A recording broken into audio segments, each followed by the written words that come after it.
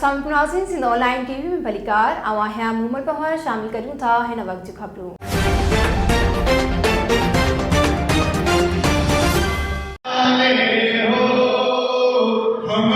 नाज़रीन, कंडियारो में हर साल जियां हिन साल भी सैयद कमर अब्बास रिजवी तरफा मस्जिद सैयद बाकिर अली शाह में वॾे अक़ीदत ऐं एहतराम सां सरदार दो जहान फातिहा करबला हज़रत इमाम हुसैन अलैहिस्सलाम ऐं हज़रत अब्बास अलैहिस्सलाम जी विलादत बासआदत जो जश्न मुनक़द कयो वियो ऐं केक काटियो वियो।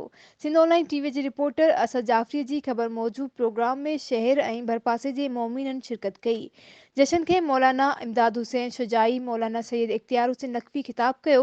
जश्न में वफ़ाए अब्बास, सजण अली, जावेद अली लाड़क, मोहरम अली मैदवी, हमीद लाड़क, अज़ादार जाफ़री, अदीम मोहसन, अली हैदर समूह ऐं ॿियनि क़सीदा पढ़ी मोमिनन खे झुमाए छॾियो। वधीक ख़बरुनि या अपडेट्स जे लाइ ॾिसंदा रहो सिंध ऑनलाइन टीवी।